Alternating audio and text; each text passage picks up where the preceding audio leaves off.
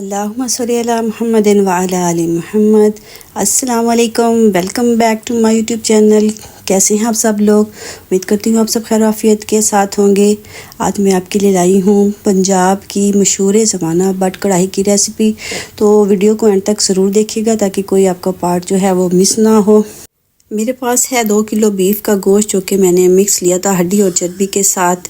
तो उसमें मैं डालूँगी 2 बड़े साइज़ के कटे हुए प्याज, 2 से 3 चम्मच जो है वो मैंने डाले हैं। उसमें अदरक लहसुन का पेस्ट और तकरीबन 7 से 8 टमाटर जो हैं वो दरमियान में से काट कर वो मैंने उसके ऊपर रख दिए हैं ताकि उसकी जो है स्किन वो ऊपर से उतर जाए। 1 चम्मच डाला है मैंने भर के इसमें नमक का और थोड़ा सा तकरीबन 1 कप ही पानी का डाला था और इसको मैंने लगाया है प्रेशर।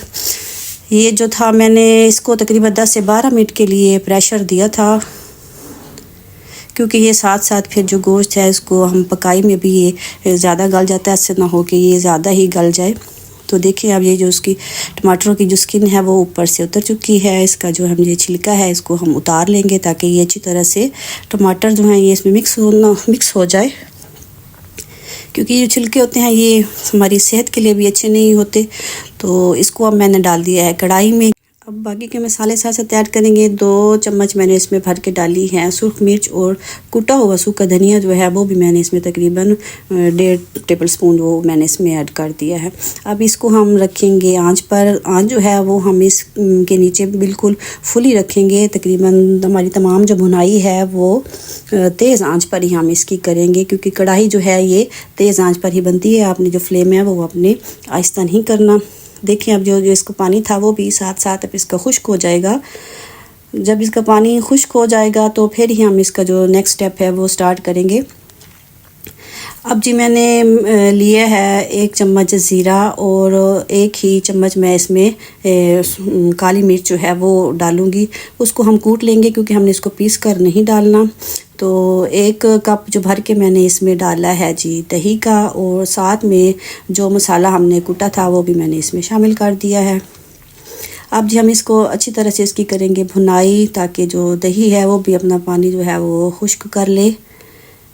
जी देखिए अब मैंने इसमें मसाला ऐड कर दिया है, कूटा हुआ मसाला। आपने ये कूट कर ही मोटा मोटा दरदरा सा करके आपने इसके अंदर डालना है। अब जी दही ने अपना पानी जो है वो कर लिया है खुश्क। तो अब यहाँ पर मैं ऐड करूँगी तकरीबन 3 से 4 चम्मच देसी घी या मक्खन के। अगर आपके पास बटर है, मक्खन है तो वो आप इसमें डाल दें, नहीं तो देसी घी मैंने इसमें ऐड किया है। देसी घी ऑप्शनल है, आपकी मर्ज़ी है। और हम इसमें थोड़ा सा डालेंगे ऑयल भी क्योंकि देसी घी जो है वो ज़ाहिरी बात है इतना ज़्यादा हम इसमें नहीं डाल सकते, तो मैंने इसमें ऑयल भी डाला। ऑयल जितना आप रखना चाहें, आप ज़्यादा रखना चाहें तो आप इसमें ऑयल ज़्यादा भी डाल सकते हैं। बाद में आप इसको निकाल लें क्योंकि ये जो कढ़ाई है ये वैसे खुले तेल में अच्छी बनती है। अब जी मैं इसमें डालूँगी तकरीबन 1/2 कप या 3 से 4 चम्मच जो है वो फ़्रेश क्रीम के। ये जो फ़्रेश क्रीम है ये अगर आपके पास दूध के ऊपर बलाई आई हुई है तो आप उसको उतार कर थोड़ा सा फेंट कर डाल दें तो वो भी बड़ा अच्छा टेस्ट देती है। यहाँ पर अब मैंने डाली हैं जी सब्ज़ मिर्चें काट कर और धनिया और अदरक, ये देखिए। और ऊपर से मैंने डाला है जी लेमन डाल के इसके ऊपर अब हम गरम मसाला जो है वो नहीं शामिल करेंगे।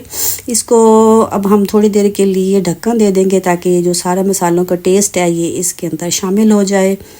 मैंने फ्लेम जो है वो कर दिया नीचे से बंद। चलें जी अब हमारी जो कढ़ाई है वो बन गई है तैयार। इसको मैं आपके सामने उठाती हूँ ढक्कन, तो देखें ये हमारी मशहूर ज़माना बट कढ़ाई जो है वो हो गई है तैयार। अगर आप ये रेसिपी घर बनाएंगे तो आप बाहर से जाकर खाना जो है वो भूल जाएंगे। अगर आप मेरे चैनल पर नए हैं तो प्लीज़ मेरे चैनल को लाइक एंड सब्सक्राइब भी ज़रूर कर दें। आपको मेरी रेसिपी कैसी लगी कमेंट बॉक्स में ज़रूर बताइएगा।